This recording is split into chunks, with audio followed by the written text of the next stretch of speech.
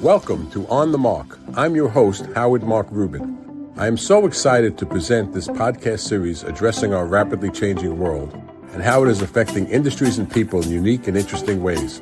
As John F. Kennedy once said, change is the law of life, and those who look only to the past or present are certain to miss the future. The business leaders and personalities who I will be interviewing in these podcasts certainly look to the future.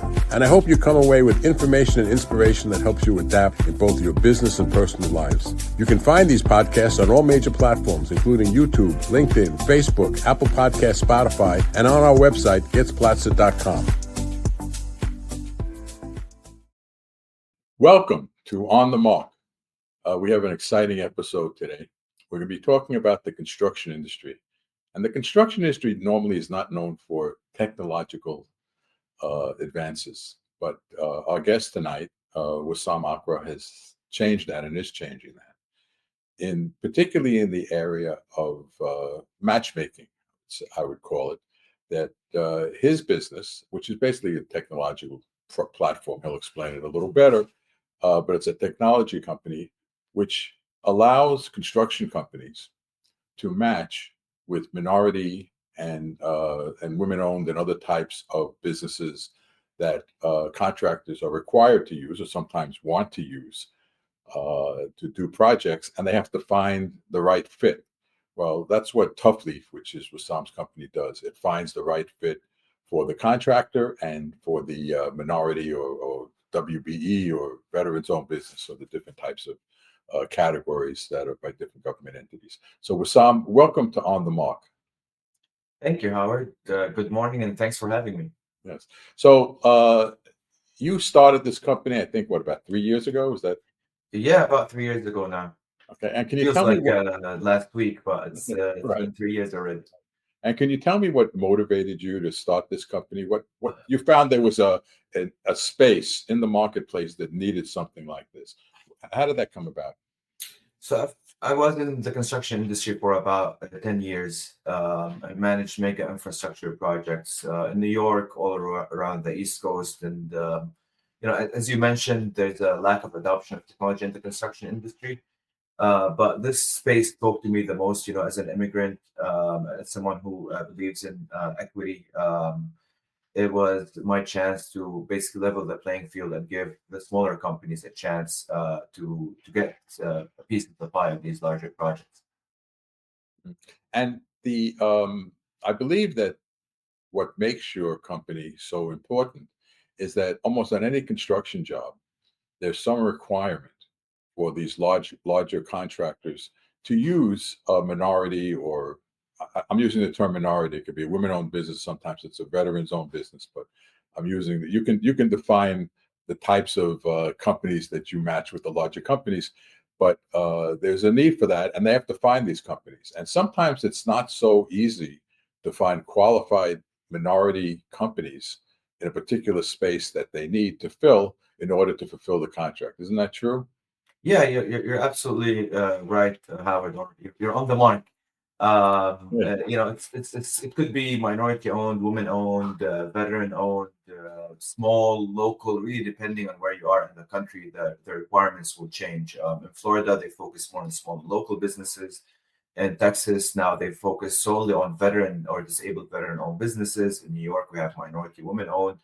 It really depends on where you are and who in the government is funding that project, and it's a very big challenge to find them. As I mentioned, I was in the construction industry for about 10 years, managed about $15 billion of jobs, and that was consistently a pain point that we had on these projects. So the government will give you a database and it says here's 10,000 small businesses, but how do I find those that can do the work successfully, quality, on time, on with the cost that makes sense for the project?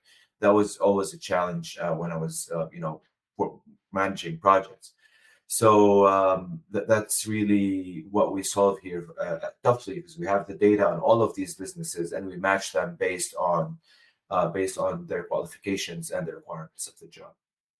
Now, I understand that you have thousands of minority, what I call minority, but I know it's a broader category, minority-owned businesses. They don't pay a fee to be on the platform.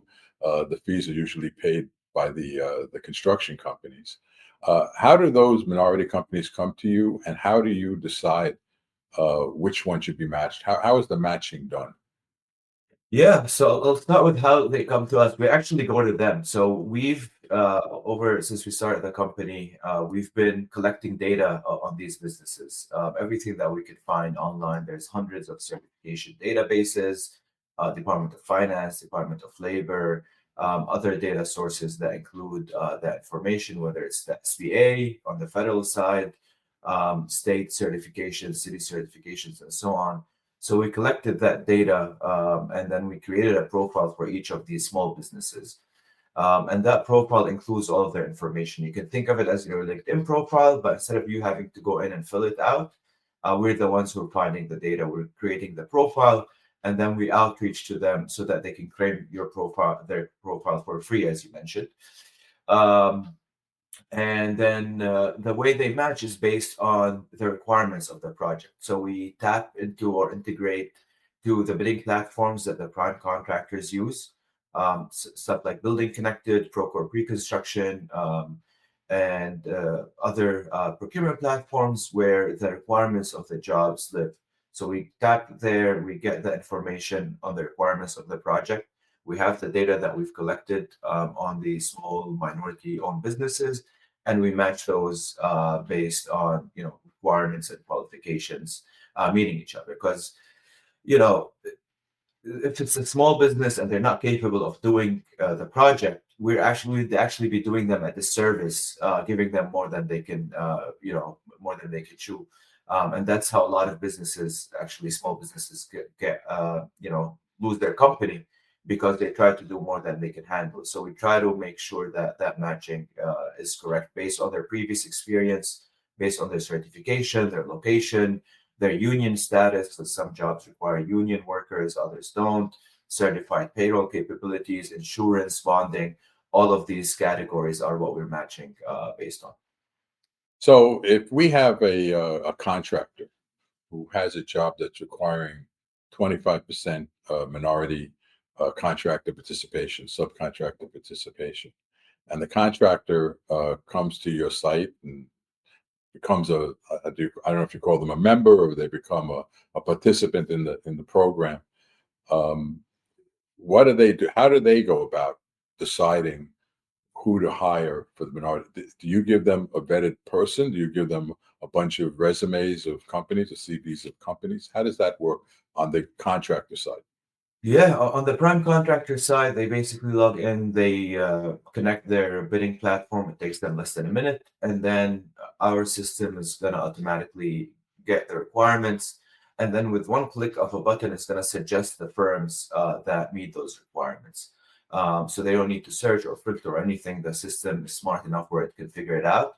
And it will say, okay, here's 30 electrical subcontractors, here's 20 HVAC subcontractors, 10 tiling subcontractors, and that will be the top of funnel for them of like, all right, here are the people who are actually qualified to do the job. And then we have an outreach process via emails, phone calls, text messages to these subcontractors to determine if they are actually interested in participating in the job. Does the timeline work for them? Can they submit a bid due date by the project timeline? And then that distills it down to the companies that are qualified and able and willing to do the project. And by doing that, they meet their compliance requirements for the solicitation. Because as you mentioned, it could be 25% in New York State, for example, it's 36%. But you also need to prove that you gave a chance to the small minority subcontractors out there. So by using our platform, you're also meeting that compliance requirements because the phone calls are recorded, the emails are timestamped, and you can show that like, hey, I reached out to 500 subcontractors. Here are the 10 that responded. And by doing that, not only are you getting more bids from the hardest people to find in the industry, but you're also at the same time meeting your compliance requirements in a very streamlined manner. Other prime contractors that are not using ToughLeaf have to do all of this by going to the database, downloading it, using Excel, taking screenshots of emails, which takes hundreds of hours. In our system, you can finish the entire thing from the workload on your end in a couple of hours. Let me ask you. I guess this would be a political question. Uh, Totally right fine. now, we have an administration who, I would say, they're not always so pro-immigrant, for instance, and they're the impression, whether it's true or not, is they're not so pro minority as some other administrations have been.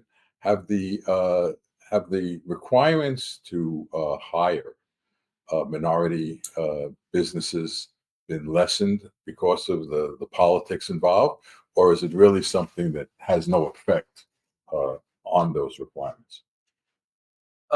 It depends where you are, but they have changed in certain places. I didn't expect to have to become a political expert on how No, these things work, but not I had to over the last year. no. So I'll tell you a couple of things. So there used to be a DBE or disadvantaged business program for the Department Right, of Transportation on the federal level, right, um, and there were requirements to include for any federally funded dollar on the Department of Transportation side, disadvantaged business enterprises. And what used to qualify as a disadvantaged business, you had to be, a minority, a person of color, or a woman-owned business, and that automatically qualified you to be disadvantaged. So what the current administration has done was change that definition to, it's not enough for you to be a person of color or a woman to get the disadvantaged business certification. You really need to prove that you've been disadvantaged, whether from a um, sociology perspective or an economic or socioeconomic perspective. You need to prove that. You need to submit net worth letters and a letter to prove that you're disadvantaged and why. And that's how you can get the disadvantaged business certification. So they really changed the rules on that. That's on the federal level. On state levels, we've also seen things change. I guess one of the biggest ones is Texas. So they used to have what they have called a hub zone certification. Kind of the same story, but they removed that and they now call it Vet Hub. And Vet Hub is you need to be a disabled veteran-owned business to get that certification and to have that set aside. So those things changed. Those areas changed. We had to be very nimble and really keep up with the requirements and how things are changing, so that we make sure that we explain that to our clients at the end of the day who are relying on us to understand all of these things, because they're here to build projects, not to figure out all of these requirements. That's what we do for them. In other places like New York, nothing changed. It's still business as usual. We're still looking at 36% MWBE, well, 15% M, 15% W, 6% veteran. So no changes there, no changes in Boston, no changes in Chicago. It really depends where you are in the country, but we're seeing consistently changing landscape on the day to day. But so, as I said, we had to become experts in following up with all the political back and forth. So that's very interesting, and I guess we can't get away from politics in this. But let me ask you another question about that. Um, it seems to me, in my experience as a construction lawyer, when I'm dealing with minority owned businesses, not so much in women owned businesses, but in minority owned businesses, most of the minority owned businesses are owned by immigrants, people who have come from other countries. I find that this, in my very unofficial and unscientific way, that the great majority of these businesses are not owned by people who are here. And there may be a lot of reasons for that. Are there any requirements in these businesses that the owners of the business actually be citizens or be in the United States for a particular amount of time before they can qualify to be a minority-owned contractor? Yeah, they need to be U.S. citizens, at least in the top of mind in the agencies and certification agencies that I can think of. You need to be a U.S. citizen. in order to qualify for the certification. So that must mean, they could be first generation, second generation immigrants, or like me, they could have moved here a while ago and they were able to Right. get the U.S. citizenship. But yeah, that requirement exists. Right. So when you're dealing with these minority companies, they're usually relatively small. Um, what services do you provide to them? Do you provide to them assistance in getting certifications? Because the certification process is not necessarily easy. You have to be in business for a amount of time. I mean, my law firm helps companies get these certifications, and there's a whole uh, process that you have to go to in order to qualify for them. Do you help companies that are just owned by minorities, construction companies, but don't have the certifications get the certifications? And after they get the certifications, what services do you provide to them to make them more attractive to the contractor? In other words, they have to do something to say to qualify for whatever the contractor's needs are on your criteria. Yeah, so we used to, when we first started, we didn't. We were just focused on giving them the opportunity and giving them access to their profiles. So at least, they have a website, they have an online presence, and so on. But as we continue to help these smaller businesses win projects, it became clear that they need support in their back office. So we started with insurance, was really our first foray into the market, not directly through our company, but through partners. We have a capacity building program that helps businesses grow from getting the right insurance, because that's always a disqualifier for these businesses, Right. because as you mentioned, they're typically smaller, and a lot of like the insurance brokers don't service them because they're not as exciting as landing $100 million in revenue construction company. So we started with insurance, and then we grew the program in order to help and support these businesses in growing. So right now we have, we support them with insurance, bonding, payroll services, um, marketing services, hiring, staffing, and a bunch of other things. And again, we don't charge them anything for that support. We just link them to our partners who focus like you on helping these small minority-owned businesses, and they have interest in that market. So that's our capacity building program. And to answer your first question, yeah, we do work with companies in the space to help them get certified. We don't do that internally ourselves. There's just so much we can do, and we like to focus on our lane. So that's why we have partners who we've vetted, who we've worked with, and we know that they'll do right by these businesses. So we will, we work with the partners, we advertise them, we have that linked into our website, and then whenever they need support, we make the intros to our partners so that they can. Now, one thing that I like to speak about when I'm talking about businesses and their growth is the effect of AI and how it's affecting different businesses. Can you speak a minute about uh, how you think artificial intelligence has now or in the future will affect on how you do your job and how these companies will be able to connect? Yeah, I think it's already happened, right? Like it's necessary, I think, to use AI if you want to be competitive in the market. The analogy I like to make is, AI is not replacing people.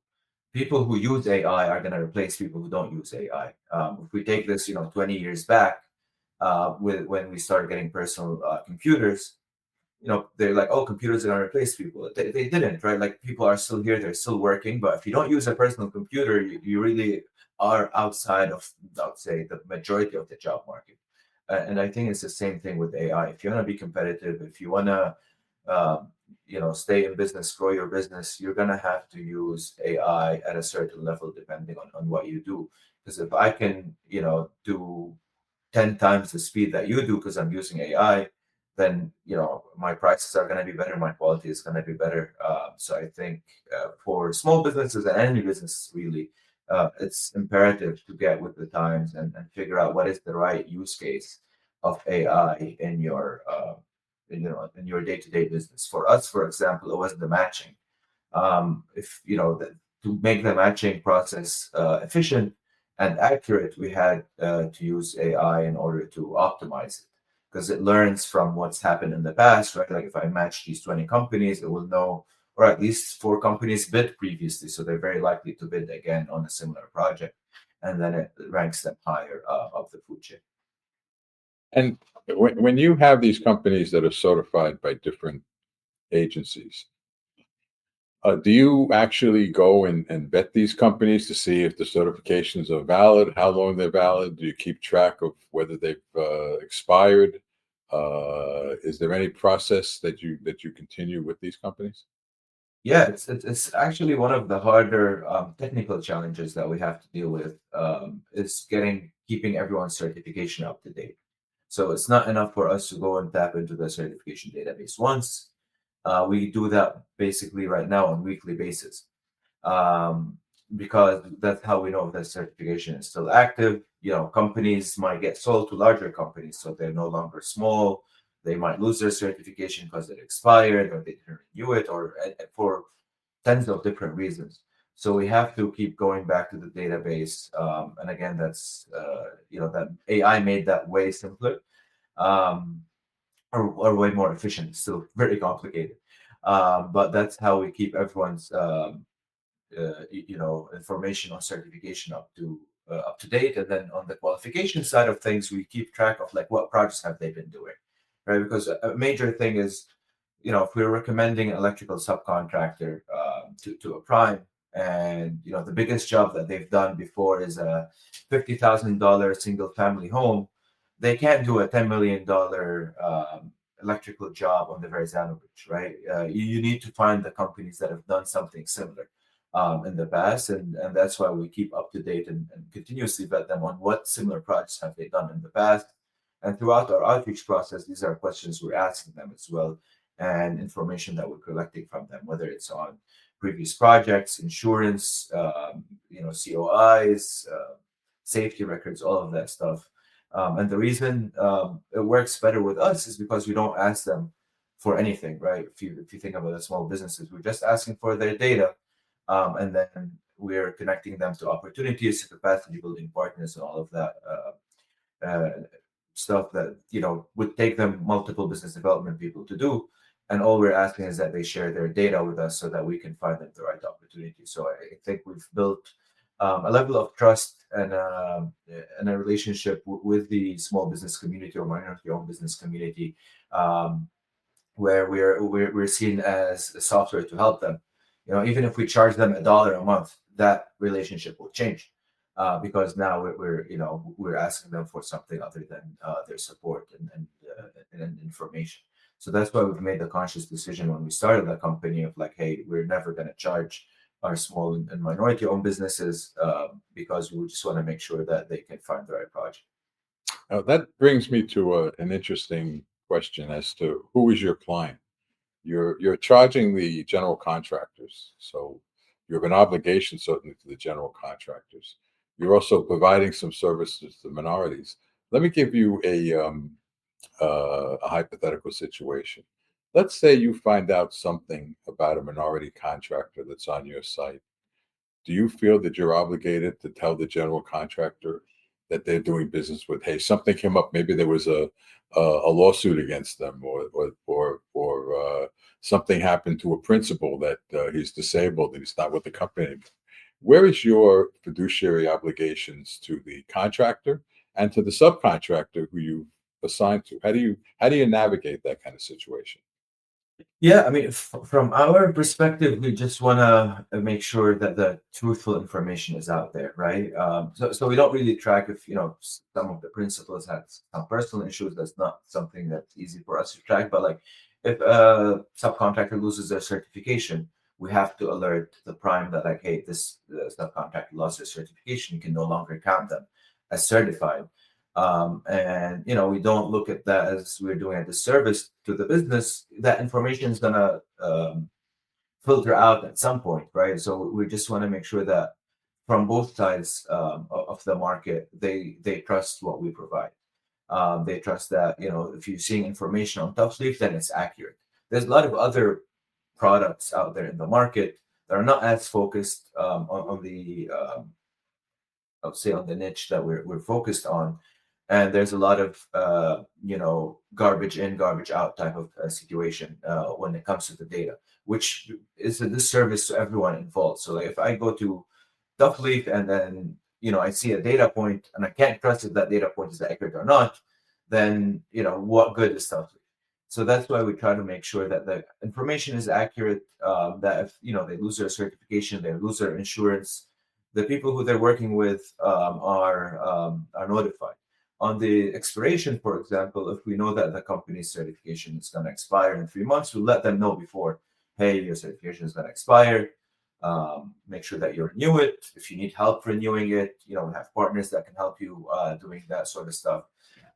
So that's why we try to help first, but if it doesn't work, then we're going to have to notify people that they're working with. And how many states does Tough Leaf provide services for? Is it the entire country or Yeah, particular we're in the states? entire country, all of the US, and we've been doing work all over. I would say we started in New York, but now we're all over the country. And do you find that most of the subcontractors that you are on your site, they're only certified in one state, so you must have an awful lot of them to be able to cover the whole country. Yeah, we have over 400,000 subcontractors right now. Wow. And some of them are only certified in one state, but we have subs that are certified like in 20 different places. It is complicated, right? Like in New York, you got to be certified by.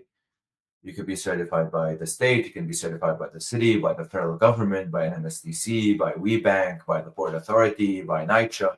There's only in one place you can have like 20 different certifications. So I think the record that we have is 37 certifications for one company. I don't know how Wow. they keep all of these active, but those things exist. And it's more on the consultant side because, if you're in New York, you could still do work in California and you can have the California certification as well. When it comes to the trades, we have a lot of companies, again, the tri-state area. They'll be certified in New York, in New Jersey, in Connecticut. So, if you look at Florida, they could be certified by Broward County, Miami-Dade County, Palm Beach County. So it's really a very big certification landscape, and it's a challenge to keep everything up to date. Now, the type of general contractors that you uh, represent or on the sites, are they just general contractors generally, or is there a specific size general contractor that you represent, or what's the profile of your general contractors that would be working with you? Yeah, I mean, typically they're working on projects that are $1 million plus. As the project becomes smaller, really it becomes harder to justify using us. Our typical client does about $50 million plus in revenue, all the way up to the multi-billion dollars in revenue. And the profile is typically they're doing projects that have these requirements day in, day out. It's not like one project a year. And they need the support because they want to find ways where this can be more efficient and proactively solve this problem. A lot of times they've been burned before. They got disqualified from a project because they didn't meet the compliance requirements. Like they were the lowest bidder, but they didn't meet the compliance requirements, so they lost $100 million job, which hurts. Or they've been, penalized, fined in the past for not meeting the requirements. So they want to make sure that they're on top of things, and others, want to proactively avoid these things so they've seen it happen. And we have multiple products. We have our managed service where we're doing the entire effort for them. So we're finding the businesses, we're doing the outreach, we're making the calls, sending the emails. Our two Tough Leaf employees that act as extension of staff for our clients. And there are others that have departments that do compliance and a lot of people, so they use our self-service option or Tough Leaf Clear Source in order to do the work themselves. So they will use the platform, they'll use our auto matching, they'll do the outreach from within the platform. So we have both options available, and depending on the prime contractor or the general contractor, they self-select into one or the other. Or they have a hybrid approach where they're using the self-service most of the time, but when they have a very large project, $1 billion project, that's when they're like, okay, well, we need support, so they use Dovely for the outreach there. Now, are there specific jobs that require a woman business enterprise as opposed to minority business enterprise or a veterans business enterprise, or is it all really just one? It's any of these would qualify. How does that work? It really depends on the jurisdiction, right? So if we look at New York State, it's 15 minority owned, 15 women owned, 6 veteran owned. If you look at New York City, for example, depending on what borough you are, it could be 10% Black owned business, 10% Hispanic owned business, and 10%, any certification. So that remainder 10% could be women owned, could be Asian, Black, Hispanic, minority, whatever it is. Really depends on the certification, which makes the entire thing even more complicated. Because if you look at the profile of a prime contractor is that they're out there to build projects, right? They're out there to build bridges, hospitals. They're not out there to try to figure out all of these requirements internally, especially if you work in multiple jurisdictions. And that's, going back to your question about the profile of prime contractors that work with us, they are typically working in multiple places at the same time. So, we have clients that work in 30 different states. And so they would need to really become expert on the requirements of at least 30 different certifying agencies, which becomes, a company on its own, which is what Dovely is, right? So that's why they use us so that we can be the experts. They can focus on doing their job and building those projects, making money building those projects, and we take care of the compliance for them. So if you're a Black Hispanic person who is partially Asian, can they get qualifications in all those categories? Is that like You gotta select one. you got to When you're select one? applying, you gotta select one. Yeah, Uh-huh. you gotta select one. And that's going into the ethnicity. I think there's maybe 4 or 5 different certifying agencies in the entire country that do that, and New York City is one of them. It becomes really complicated because you'll need to do your disparity study based on ethnicity, right? The way they come up with these requirements is that they look at the number of say Black-owned businesses in the Bronx versus non-Black owned businesses, and they come up with like what should the percentage be so that everything is divided equitably, which is very difficult from a disparity study perspective. But New York City has spent a lot of time, money, and effort in order to come up with that stuff, whereas it's not very easily done. And do you work internationally at all?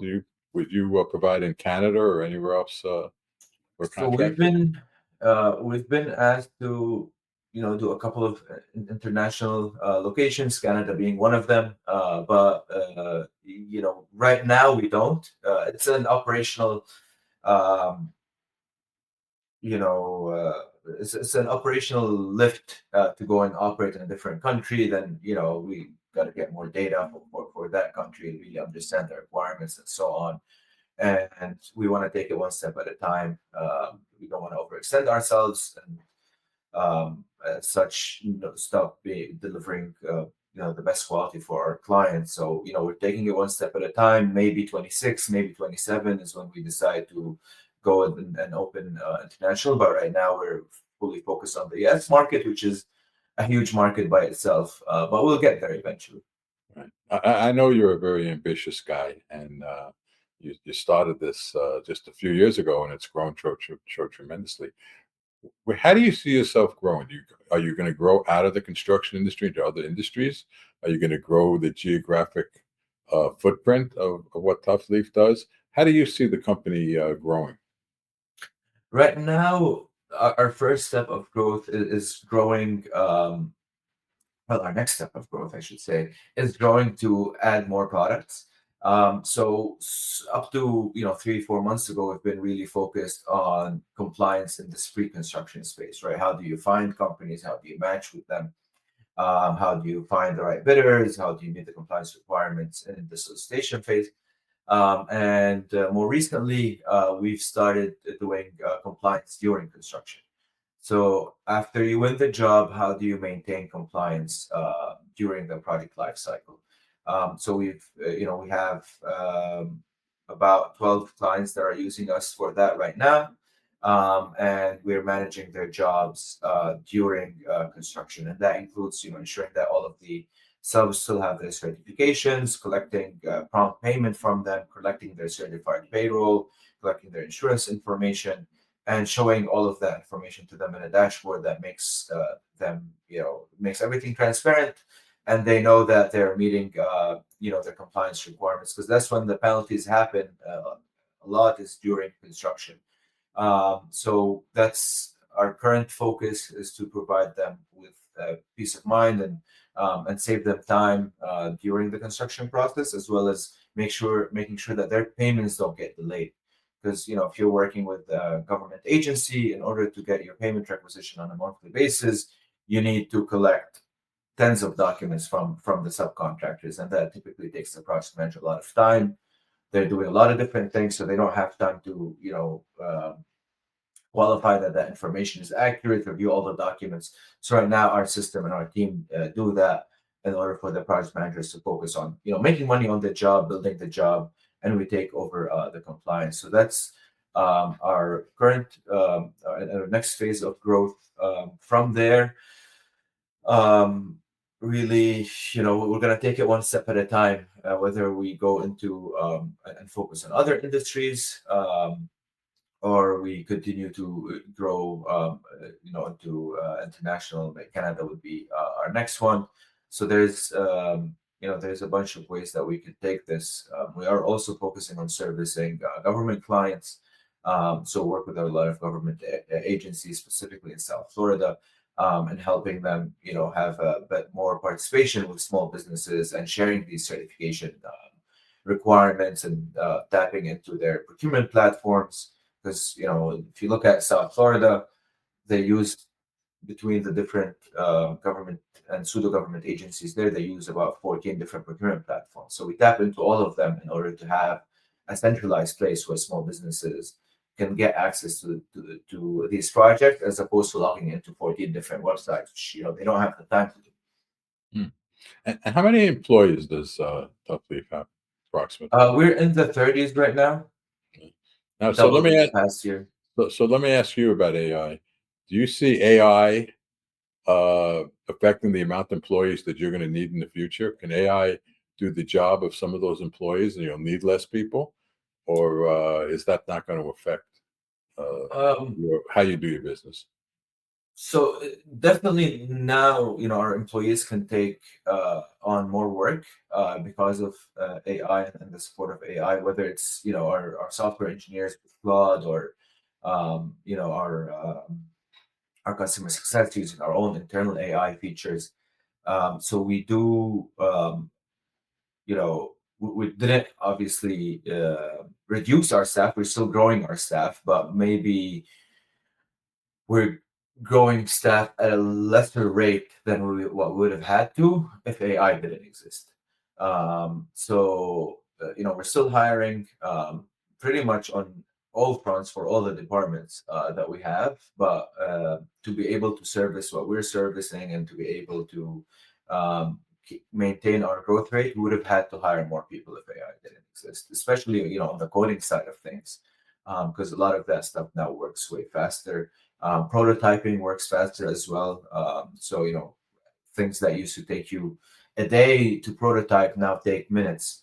We need less people on the product side of things. But because we're growing very fast, obviously we still need to hire. Now, there's a question I've been dying to ask you since I met you that I couldn't figure out. When I first heard the name of the company, Tough Leaf, I said, "Oh, this must be an environmental company." How did you get the name Tough Leaf for the company of what you're doing? Doesn't seem to be descriptive. we do get environmental. Some people think we're a cannabis company. Right. That's another one. Right. So we started during COVID, right? And in New York, so everything was New York tough, this stuff, that tough, and that's where the tough came from. It's like the period where the company started. And Leaf is really an homage to the small businesses that they bend but they don't break. Because a lot of companies are going out of business during COVID is for the same reason. So that's where the name comes from. And we didn't want to have like a construction-y sounding name. Obviously, for growth, if you want to go to different industries, but also because I felt it'd be kind of boring, like everything is construct this, build that, and then like you forget what company does what. Duff Leaf is like one of these names where like, once you figure out what we do, you're not gonna forget it because it's different. It's like the Haagen-Dazs naming convention, which like Haagen-Dazs means nothing, but you're not gonna forget it. It's actually I represented the owners of Haagen-Dazs at one time, the Mattis family, and it was just a made up name. Haagen-Dazs was made in the Bronx originally, and then New Jersey, but it sounds like it's somewhere from the Swiss Alps, but it was just a made up name, and people do that. But it's interesting, and actually for trademark purposes, when you don't have a descriptive name, it's a much stronger mark than if you do. So I don't know if you've trademarked the name and it would be very strong trademark, and it's what we recommend to companies when they do it, to pick a name that's not descriptive. So that's a good thing. Trademark the name, the logo. We were able to buy the website for very cheap. Right. Because I know a lot of my other founder friends that picked right. shorter names, and they had to pay hundreds of thousands to buy the domain name. We bought it out of I think the cheapest option was like $12 per year or something. No one had Duff Leaf before. Yeah, no one wanted Duff Leaf. They got that really cheap. Anyway, we're coming to the end of the show, and is there anything that you want to add that we haven't covered? I know that for anyone in the construction industry, that whether you're a minority contractor or a contractor that needs these services, it's a terrific site, and there's a wonderful website. Obviously, he's a technology company, so he knows how to build a website. But is there anything else that you want to add and tell our audience out there about Duff Leaf and how it works? I want to give a shout out to the team, right? Without them, we wouldn't be able to be where we are. We've had people with us since the beginning, worked really hard, endless hours to try and make this happen. So I want to make sure to thank them. I also want to thank you, Howard, for having me today. It's been a pleasure, and I appreciate thoughtful questions. Yes, my pleasure. All right, well, thank you, everyone. I hope you enjoyed this episode of On the Mark, and I hope to see you soon in the next episode. Thank you for coming. Bye-bye. Thank you. I hope you enjoyed this episode of On the Mark. I started this podcast by quoting John F. Kennedy and would like to end it with quoting one of my favorite baseball players, Nolan Ryan. Enjoying success requires the ability to adapt. Only by being open to change will you have a true opportunity to get the most from your talent. I wish you success in staying ahead of the curve instead of behind the 8 ball. Thank you for tuning in.